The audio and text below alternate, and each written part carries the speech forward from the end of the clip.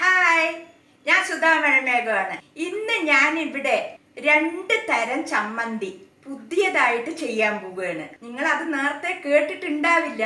മാങ്ങ പൗഡർ ഇട്ടിട്ടുള്ള ചമ്മന്തിയാണ് ചെയ്യാൻ പോണത്.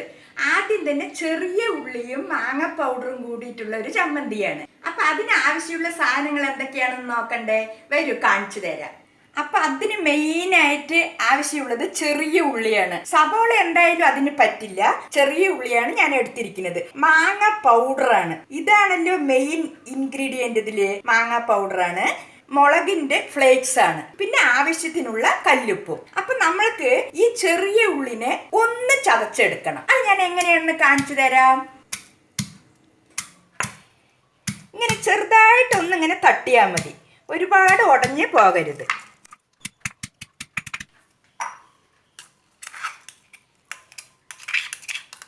ഇനി നമ്മൾക്ക് ബാക്കിയുള്ളത് കൂടി തട്ടിയെടുക്കാം.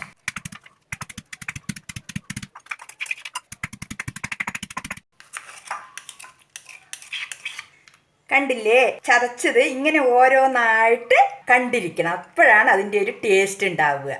ഇനി ഞാൻ അടുത്തത് എന്താ ചെയ്യണമെന്ന് കാണിച്ചു തരാം. നമ്മൾക്ക് ഈ ഉള്ളിച്ചമ്മന്തി ഒന്ന് താളിച്ചെടുക്കാം.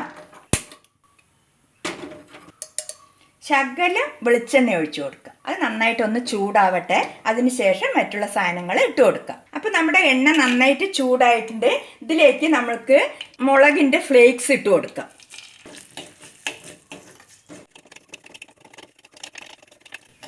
മുളകിന്റെ ഫ്ലേക്സ് നന്നായിട്ടൊന്ന് മൊരിഞ്ഞോട്ടെ. ഇത് നന്നായിട്ട് മൊരിഞ്ഞിട്ടുണ്ട്. അതിനുശേഷം നമുക്ക് ഗ്യാസ് ഓഫ് ആക്കാം. നമ്മൾക്ക് ഈ ചെറിയ ഉള്ളി ഉണ്ടല്ലോ ചതച്ചത്, അതുകൂടെ ഇട്ട് കൊടുക്കാം. ആവശ്യത്തിന് പുളിപ്പിനനുസരിച്ച് മാങ്ങ പൗഡറാണ് ഇടേണ്ടത്. പിന്നെ ആവശ്യത്തിനുള്ള ഉപ്പ് കൂടി ഇടാം. എന്നിട്ട് നന്നായിട്ട് ഇങ്ങനെ ഇളക്കി കൊടുക്കുക. ഈ ചെറിയ ഉള്ളി വേവാനേ പാടില്ല, ആ പച്ചക്കായിരിക്കണം. നമ്മൾ ചവയ്ക്കുന്ന സമയത്ത് ഒരു സൗണ്ട് വരും, അത് ഉണ്ടായിരിക്കണം. പിന്നെ നമ്മൾക്ക് ഈ പുളി ശരീരത്തിന് പറ്റാത്തവരുണ്ടാവും. അവർക്കൊക്കെ ഈ മാങ്ങ പൗഡർ ഇട്ടിട്ടുള്ള ചമ്മന്തിയും കറികളൊക്കെ വെച്ച് കഴിഞ്ഞാൽ അവർക്ക് വയറിന് ഒരു കുഴപ്പവും ഉണ്ടാവില്ല. ഇതാ കണ്ടില്ലേ, ഇങ്ങനെയാണ് ഈ ചമ്മന്തിൻ്റെ പരുവം.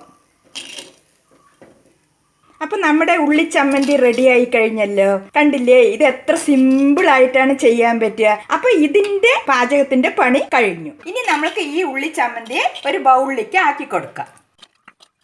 അവസാനമായിട്ട് ഇതിലൊരു സ്പൂണ് പച്ച വെളിച്ചെണ്ണ കൂടി ഒഴിച്ചു കൊടുക്കാം.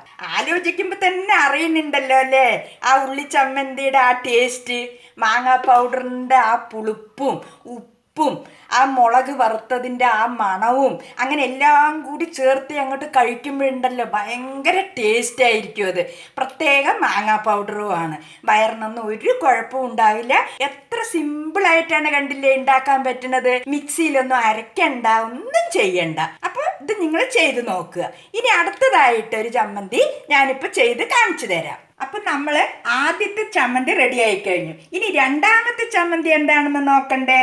അത് നാളികേരവും ചെറിയ ഉള്ളിയും നമ്മുടെ പച്ചമുളക്, അതിൻ്റെ പകരം നമ്മൾക്ക് വെള്ള മുളകാണ് കിട്ടിയിരിക്കുന്നത്. അത് നല്ല മണവും രുചിയുമാണല്ലോ. അപ്പം അത് കിട്ടിയത് കൊണ്ട് ഈ ചമ്മന്തിക്ക് ഞാനിതാണ് ഉപയോഗിക്കുന്നത്. പിന്നെ വന്നിട്ട് 2 കോവയ്ക്ക അരിഞ്ഞു വെച്ചിട്ടുണ്ട്, അതുകൂടെ നമ്മൾക്കിതിലേക്ക് ചേർത്ത് കൊടുക്കുക. ഒരു തണ്ട് കറിവേപ്പില. അപ്പം നമ്മൾക്കിതൊന്ന് അരച്ചെടുത്താലോ? അപ്പം നമ്മൾക്കിതിലേക്ക് ആദ്യം നാളികേരം ഇട്ട് കൊടുക്കാം. പിന്നെ മുളക് ഇട്ട് കൊടുക്കാം. ഇത് നന്നായിട്ട് പൊടിച്ചെടുത്ത ശേഷം മറ്റുള്ളത് ഇട്ട് കൊടുക്കാം.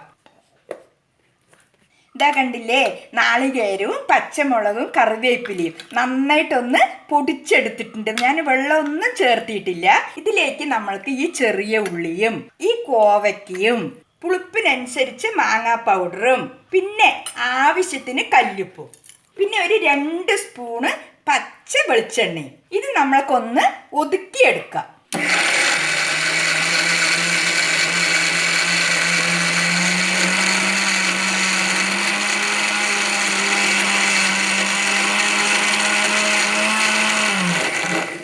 ആയോന്നൊന്ന് തുറന്ന് നോക്കാം നമ്മൾക്ക്.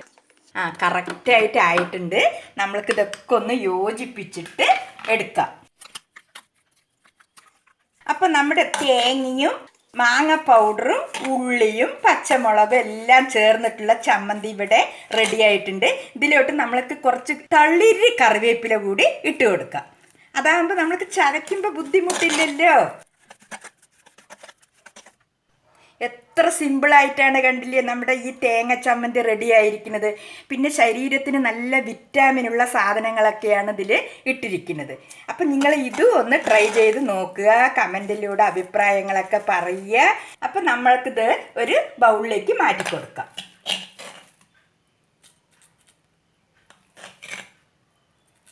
അപ്പം ഇവിടെ എല്ലാം സിമ്പിളാണ്.